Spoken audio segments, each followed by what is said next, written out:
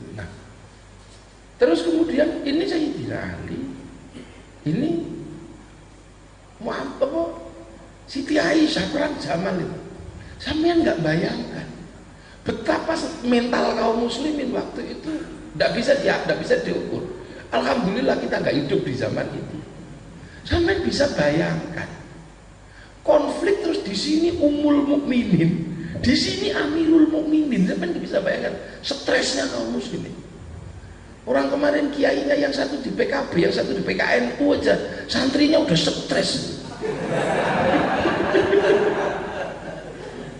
Itu udah main-main. Ini Ummul Mukminin, ini Amirul Mukminin. Terus tiba-tiba kita bikin hiburan dengan mengatakan bahwa Yahudi ini sebenarnya, makanya NU tidak pernah. Coba sampean dengar pernah dengar NU terus mengatakan ini ulah Yahudi? Nah, mana orang NU?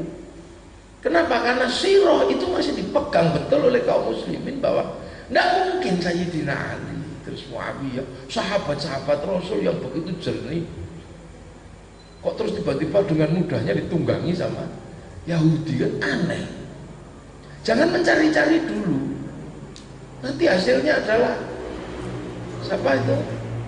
Lutfi Hasan Ishak nyuri sapi terus katanya konspirasi Yahudi. Ini kan aneh gitu. Nah, sama ini nanti juga kalau Habib Rizik ditangkap terus ini konspirasi Yahudi gitu, itu aneh gitu loh. Nah, ini situasi memang blank spot kalau ibaratnya. Oh, ini Ummul Mukminin, sini Amirul Mukminin. Kayak anak itu kalau mau bapak ibunya mau cerai, anak itu pusing gitu.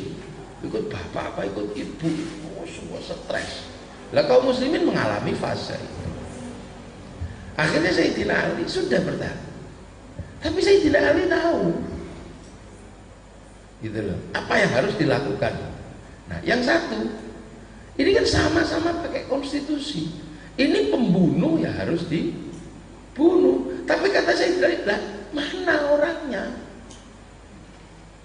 Kayak sekarang PKI harus dihancurkan. Nah, PKI-nya itu lagi di mana sekarang, kan nggak ada orang tahu. Komunis harus ditumpas. Nah, komunisnya itu di mana? Orang-orang kafir harus dibunuh. Nah, sekarang orang kafirnya ini yang mana kan? Akhirnya kan ngawur. Orang pergi ke kuburan disebut kafir. Orang nyuci keris musyrik. Jadi karena mereka sendiri juga nggak tahu ini cari mana kafirnya. Nah, waktu itu bunuh. Nah, yang dibunuh siapa? Belum ketemu. Wong itu rombongan. Nah, akhirnya kemudian ya sudah, sini ngotot malam yahkum bima anzalallahu fa ulaika humul kafirun. Nah itu. Nah, tapi di sini ada dua versi. Ada dua versi. Ada versi yang paling tidak enak. Tapi ya sahabat-sahabat NU ini harus dengar, tapi nggak enak memang versi ini. Jadi akhirnya kan perang. Nah, begitu gecek itu, gecek Sayyidina Ali akhirnya kan balas perang.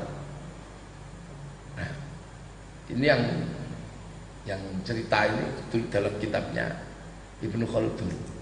Ibnu Khaldun ini termasuk yang agak objektif dalam menulis sejarah.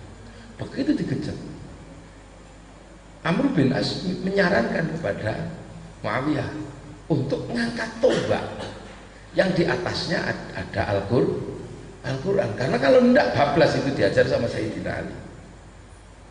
Nah, Amr bin As mengatakan kalau ada Quran pasti kaum muslimin terbelah karena pakai Quran. Kaum muslimin pasti terbelah kalau di atas tombak ada Quran. Nah, tapi Sayyidina Ali hajar terus walaupun bawa Quran, habisi. Karena saya tahu mereka ini teman-teman kecil saya, Muawiyah dan Amr bin As. Ini kecil-kecil ini teman saya. Waktu kecil nggak ada orang jelek seperti mereka, dan ketika tua juga nggak ada orang jelek seperti mereka. Ini catatannya Ibnu Khaldun. Tapi kita nggak ikut-ikutan. Yang akhirnya kemudian dalam sejarah kaum Sunni dimunculkan sebuah hadis, tapi hadis ini saya nggak tahu dari mana. Ini hadis dhaif ya Bu. Pokoknya ada cerita bahwa Muawiyah ini tukang cantuknya Rasulullah. Nah, ketika nyantuk Rasulullah kan darahnya ada hijamah itu. Nah, ketika darah ini mau dibuang ke tanah, tanahnya membelah. Buang ke tembok, temboknya membelah. Oh, darah kok kayak begini. Akhirnya diminum sama Muawiyah. Ketika selesai dicantuk, Rasul nanya, mana darahnya? Anu Rasul, mau tak buang kok, peristiwanya aneh, tak minum. Oh, berarti besok ada anak cucumu dan anak cucuku saling bunuh. Ini sebenarnya adalah untuk mendamaikan situasi terbunuhnya Sayyidina Husain atas Yazid bin Muawiyah. Nah ini gontok model.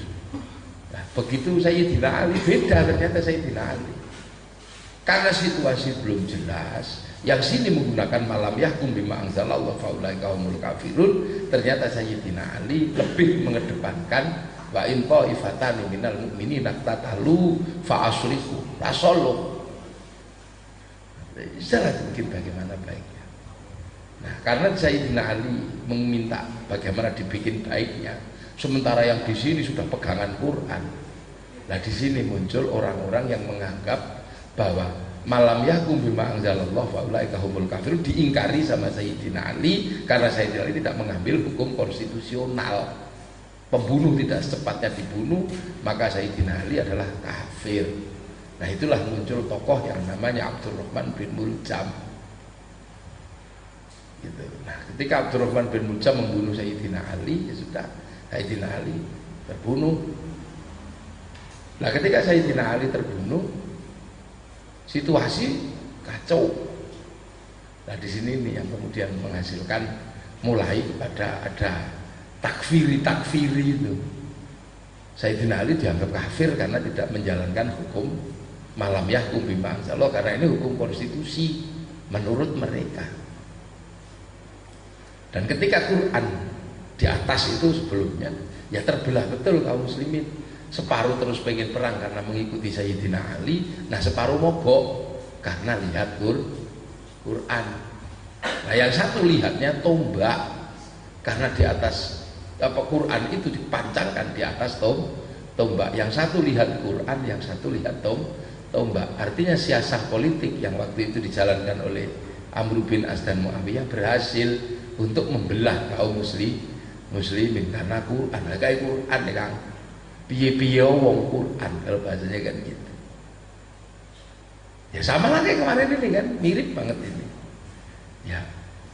Orang tidak mau tahu menau, pokoknya Quran. Ahok menghina Quran gitu, pokoknya pokoknya Quran. Sing didelok wis apa wae ora peduli, Ahok itu hanya subjeknya. Gitu, pokoknya Quran. Sama situasinya hampir mirip. Nah, itu yang kadang kemarin kita sampai melakukan kajian, kok ono peristiwa mirip ini kebetulan atau by design kan?